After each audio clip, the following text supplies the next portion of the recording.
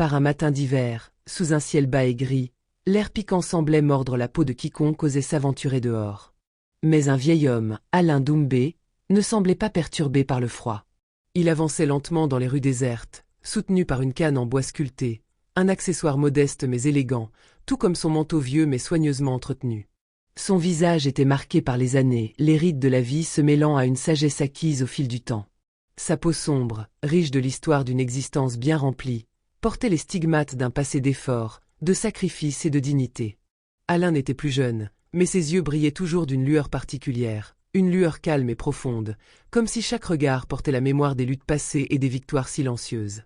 Il n'avait pas besoin de se vanter de ce qu'il avait accompli. Son regard suffisait à refléter la tranquillité d'un homme qui savait qui il était et d'où il venait. Ce matin-là, il était venu dans le centre-ville pour une simple raison, acheter une voiture. La grande porte vitrée du concessionnaire s'ouvrit avec un léger bruit de clochette. L'intérieur du showroom était un contraste frappant avec l'extérieur froid.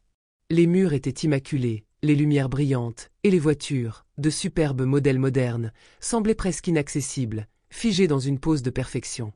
Les berlines puissantes, les coupés scintillants, les voitures sportives dernier cri, tout était exposé comme des œuvres d'art. Certaines coûtaient plus que ce que la plupart des gens pouvaient espérer accumuler en toute une vie. Alain s'arrêta devant une voiture noire, sobre et élégante. Une Mercedes Classe S. Le modèle était tout ce qu'il avait imaginé. Élégant, silencieux, mais puissant. Il l'observa un long moment, comme s'il voulait se perdre dans la beauté de ce simple objet. Elle était à la fois un symbole de statut et un reflet de son propre parcours. Il attendit. Les minutes s'égrenaient lentement, mais personne ne se présenta. Il pouvait entendre le bruit sourd des conversations lointaines, des vendeurs qui riaient et plaisantaient entre eux. Alain, toujours debout devant la voiture, semblait presque invisible. Les vendeurs passaient devant lui sans un mot, sans un regard. L'un d'eux, un homme à la mâchoire serrée et au costume parfaitement ajusté, le regarda brièvement d'un air de dédain, avant de détourner les yeux sans même ralentir. Une vendeuse, plus jeune, se permit même un petit rire en le croisant, chuchotant à son collègue d'un ton moqueur. « C'est sûrement un ancien chauffeur », murmura-t-elle à voix basse, suffisamment fort pour qu'Alain puisse l'entendre. Mais il ne réagit pas. Il se contenta de regarder la voiture, comme si cet objet de désir était tout ce qu'il avait à sa disposition, et qu'il n'avait pas besoin de l'approbation des autres pour en apprécier la beauté. Les minutes passaient, mais rien ne changeait. Il se sentit petit à petit de plus en plus invisible, mais il ne bougea pas.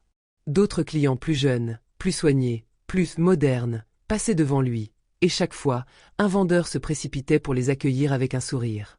Mais Alain restait là, son regard perdu dans l'élégance silencieuse de la voiture, un sourire discret sur les lèvres. Il n'avait pas de hâte.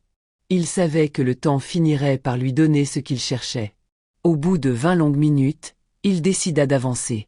Lentement, il se dirigea vers le comptoir où le vendeur, toujours concentré sur son téléphone, leva à peine les yeux lorsqu'Alain s'arrêta devant lui. « Bonjour », dit Alain, d'une voix calme mais claire. « Je voudrais me renseigner sur ce modèle, la classe S noire. » Le vendeur, sans même relever la tête de son téléphone, lâcha d'un ton sec, presque désinvolte. « Les prix sont affichés.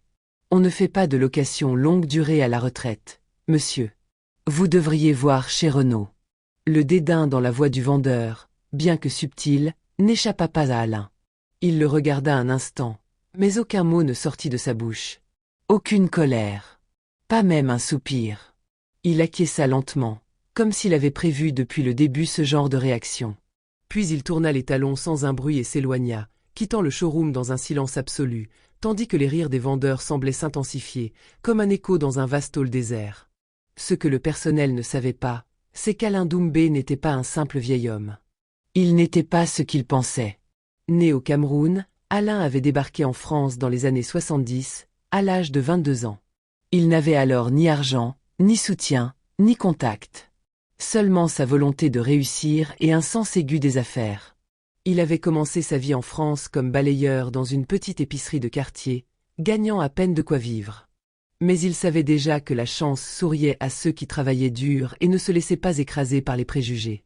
Il gravit lentement les échelons, rachetant une épicerie après l'autre, ouvrant des magasins, puis des chaînes de distribution.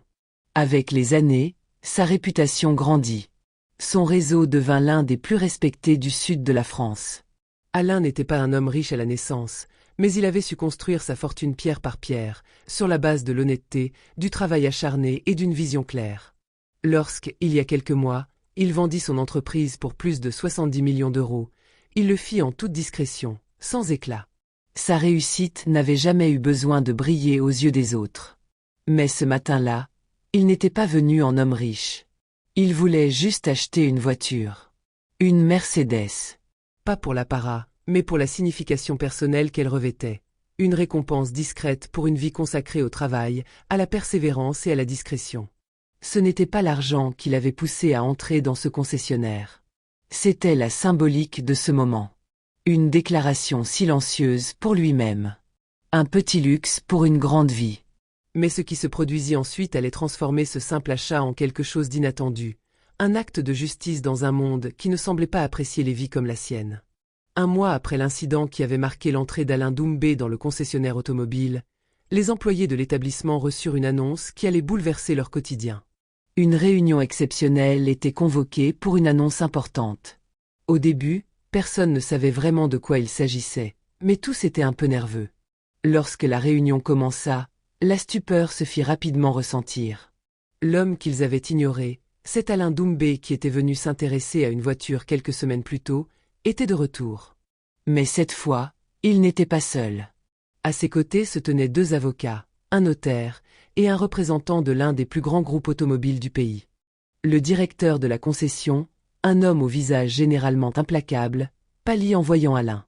Les premières secondes de la réunion furent marquées par un silence assourdissant, et une sensation d'imminence pesait dans l'air, comme une tempête prête à éclater. « Je suis désormais le propriétaire de cet établissement. » La voix d'Alain, posée et ferme, résonna dans la salle, captivant instantanément toute l'attention.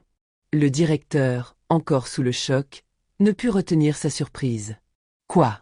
lança le chef des ventes, incrédule, comme s'il venait d'entendre un mauvais rêve se réaliser. Alain se tourna légèrement vers lui, l'air calme mais déterminé. « J'ai racheté le fonds de commerce. L'acte est signé.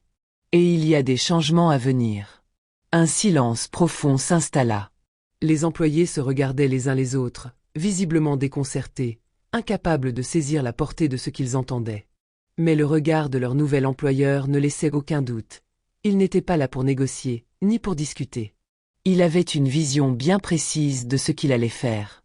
Alain prit une lente inspiration, son regard parcourant la pièce avec une assurance tranquille. « Je suis venu ici en tant que client. Vous m'avez jugé sur mon apparence. Ignoré. Méprisé. Cela ne m'a pas blessé. J'en ai vu d'autres. Mais ce que vous avez révélé ce jour-là, c'est la culture de cette maison, l'arrogance, le mépris de ceux que vous croyez pauvres, l'obsession des apparences. » Ces mots frappaient comme des vagues puissantes.